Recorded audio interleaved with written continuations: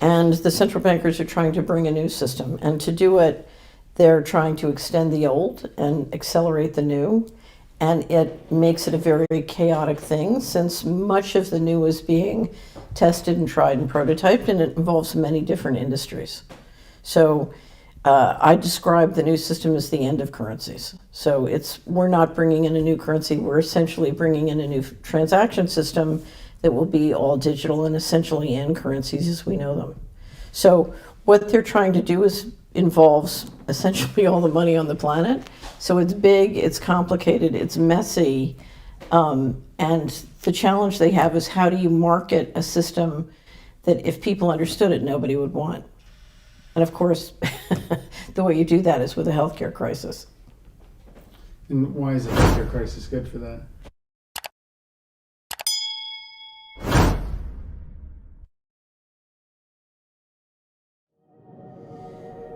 Because generally, if a few people want to control the many, the question is, how can you herd all the sheep into the slaughterhouse without them realizing and resisting? So the perfect thing is invisible enemies. So we had the war on terrorism, with invisible terrorists, and then now a virus is perfect because it's invisible. You can't prove that it doesn't exist because it's... No, go up to your room, honey. So we have a virus with no treatment protocol and no vaccine at this time. So invisible enemies are always the preferred one, particularly if they scare people. If you can use fear and introduce significant fear, then people will need government to protect them from the invisible enemy. Then the second tactic, which is very effective, is divide and conquer. And so in the meantime, if you can use the media plays a very important role. If you can turn men and women against each other and black and white against each other. And one of the reasons you import a lot of immigrants into Europe is turn the general population against the immigrants, and then you need government to be in the middle. And so these are all, whether it's divide and tactic or invisible enemies, these are all ways to institute fear and get people to go along with things.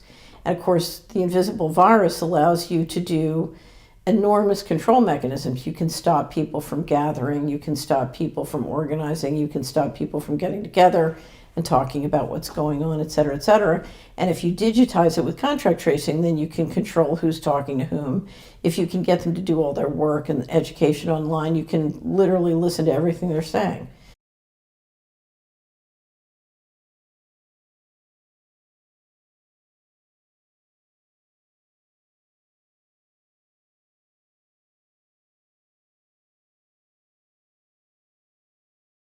And bad that before? History of seizures, No. allergies.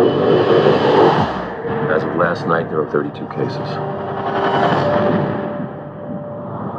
Unfortunately, she did die. Right. So can I go talk to her? Mr. Amoff, your wife is dead. What are you talking about? Okay. What happened to her? What happened to her? Is there any way someone could weaponize the bird flu? Is that what we're looking at? Someone doesn't have to weaponize the bird flu. The birds are doing that. Watch this. It's transmission, so we just need to know which direction.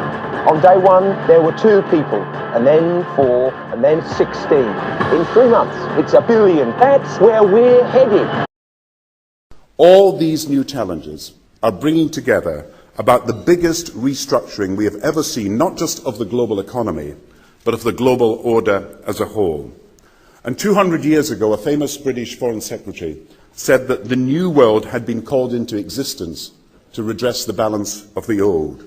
In 1990, another old world ended, dominated by the Cold War, and people talked then, in 1990, of a new world order. What they actually meant then was a new political order.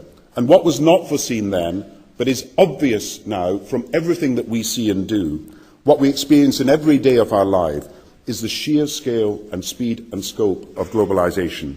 And it's only now that we can begin to understand that the world order that globalization brings and what it's going to look like, it's driven forward now not just by the balance of military strength, the Cold War times, or ordinary political power.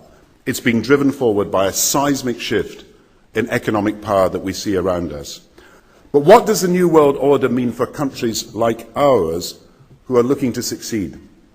I suggest that the countries that are going to succeed are those that combine flexibility, free trade, open markets, with proper stewardship of the environment and investment in education, infrastructure and innovation.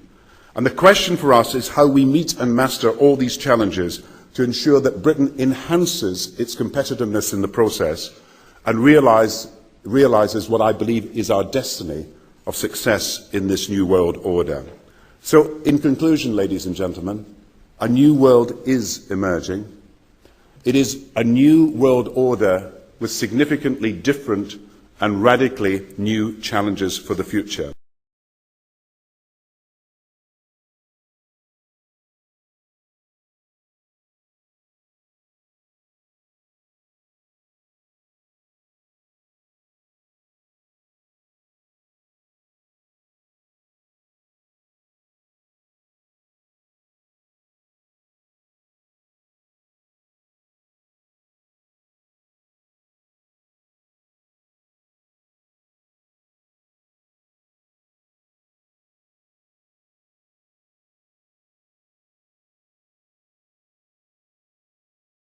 Of its founders.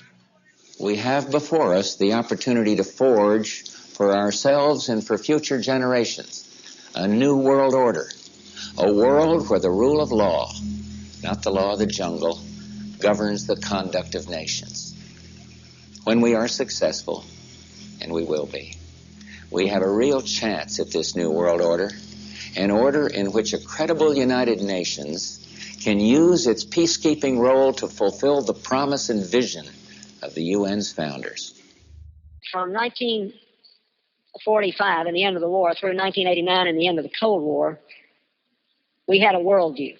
Republican and Democratic presidents alike, from Harry Truman to George Bush, stood for freedom and stood for certain propositions that would make America strong and healthy and grow the middle class and shrink poverty and stand against communism.